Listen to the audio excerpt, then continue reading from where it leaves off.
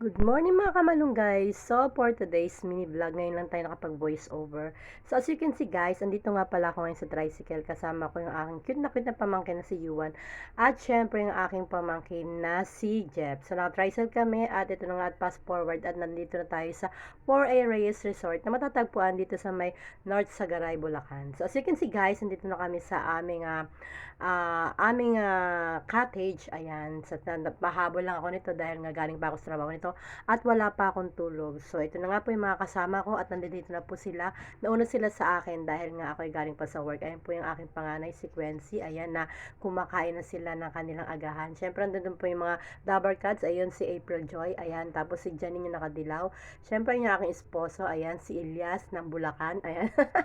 At kumakain na rin siya. At siyempre, to the video muna ang person dahil kadarating ko nga lang. At ito nga yung ibang mga cottage dito. At ito nga po lang yung pinakalugar dito sa 4A Resort. Ayan, na matatagpuan sa North Sagaray, Bulacan. So, ayan pala si Ate Mau, yung asawa ni Jeff, pamangkin ng Mr. ko si Yuan at bibihisa na dahil nga maliligo na si Yuan. Diyan kami nakasakay sa tricycle dahil humabol nga lang po ako at galing ako sa work. So, sige guys, ito nga pala yung pinaka-kabuuan ng area dito sa 4A Resort, Reyes Resort dito sa North Sagaray, Bulacan. So, ayun po yung mga cottage. So, mahaba po yung cottage na yan hanggang dun sa dulo at nag-video-video muna tayo dahil kadarating ko lang.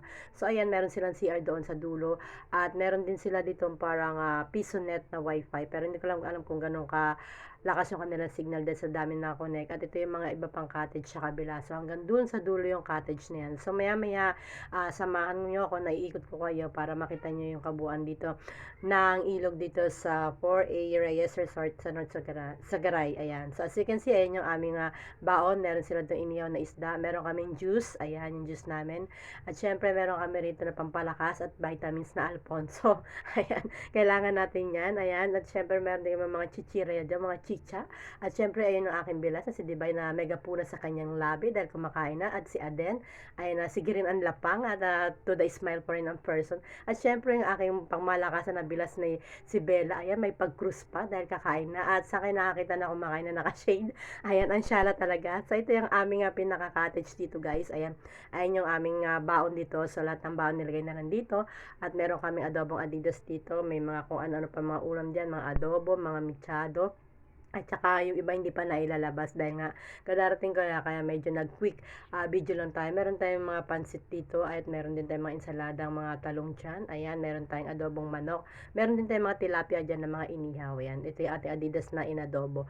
So pagdating ko dito mga pagkain naman na at ayan yung mga chicha natin. Ayan, syempre papak muna tayo dahil nga kararating lang natin. Ayan, yung hinihaw na tilapia. So, ngayon lang tayo nakapag-voice over dahil nakaraan pa to talaga naganap tong aming outing. Ayan, at ngayon lang tayo nagkaroon ng pagkakataon para mag-voice over dahil nga medyo na-busy ang person. Meron din tayo itong mga singkamas, ayan, at meron din tayong mangga doon na binalatan. So, sa kanila na lang yan. At meron kami itong isang kaldero na kanin at meron pa rin kami maraming kanin na extra na sa aming mga lalagyan. Ayan, syempre, ayan yung ating inuulit ko na vitamins. Ayan yung Alfonso, pampalakas yan ng immune system. So, ito na nga, pagtapos kong kumain dyan, syempre, naghahanap na kami ng Ate Mau ng life jacket dahil nga required dito na lahat ng maliligo sa ilog ay magsusot ng life vest or life vest yun, life jacket, life vest po para po for safety na rin ng mga tao. So, ito na nga po at nagbayad na si Ate Mau at niregister yung kanyang pangalan.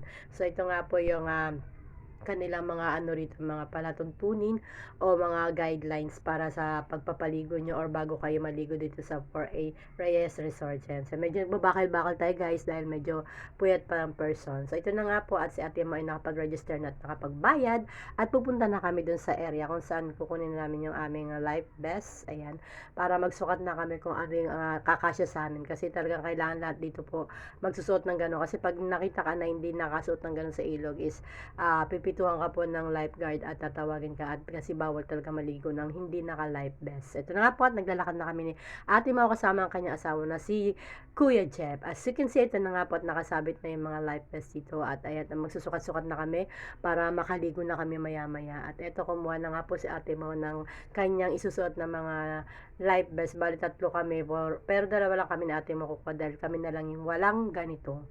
So, ito nga po at pinapakita ko sa inyo, yan, nakasabit lahat yan. Marami yan sila dyan, mga salbabida pa rin para sa mga bata na kung gusto niyo mag-rent, meron naman. At syempre, ito na nga po at nagsukat na kami ni Ate Mau ng aming mga life vest.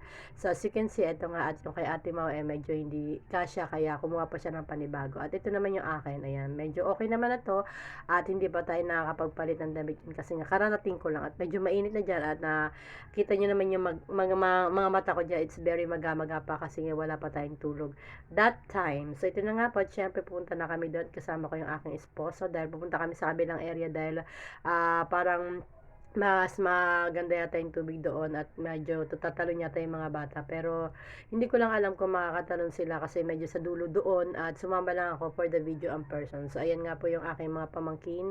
Ayan yung aking esposo. Ayan, si Papa Dudes. Ayan, pangiti-ngiti ang person at swim na rin.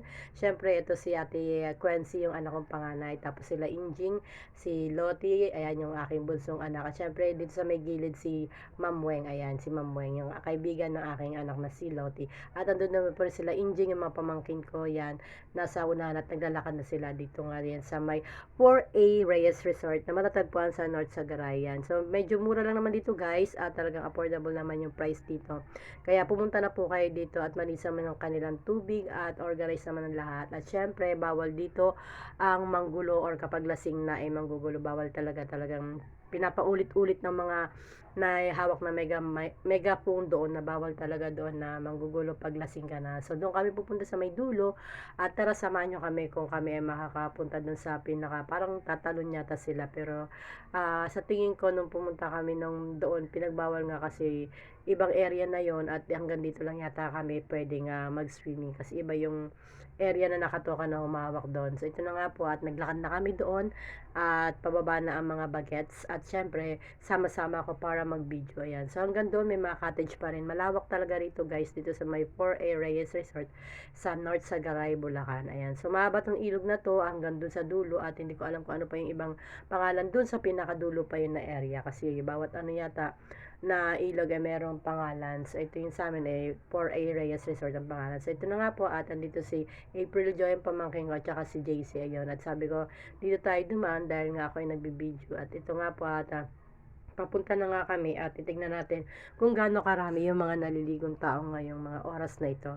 So medyo ano na ako dumating dito, I think past 10 na yata or 11 na kasi nga nantay ko pa si Ate Mau dahil galing din siya sa work dahil sumakay na rin ako sa kanilang tricycle. So ito na nga po at tingnan natin ang kaganapan. So as you can see, ito na nga po at bumaba na po yung mga pamangkin ko tapos yung aking panganay na si Quincy, ayan, at pababa na rin siya sa ilog at saka si Injing, ayan, si April Joy, ayan. Tapos ayun na yung esposo ko, tumalo na siya.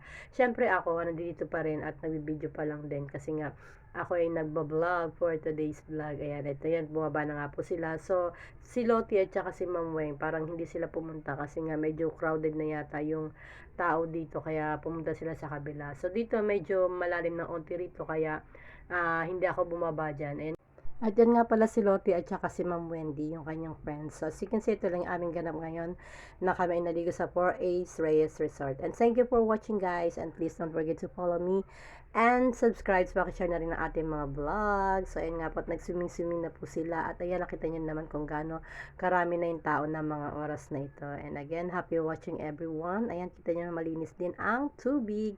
So, bye-bye and thank you for watching.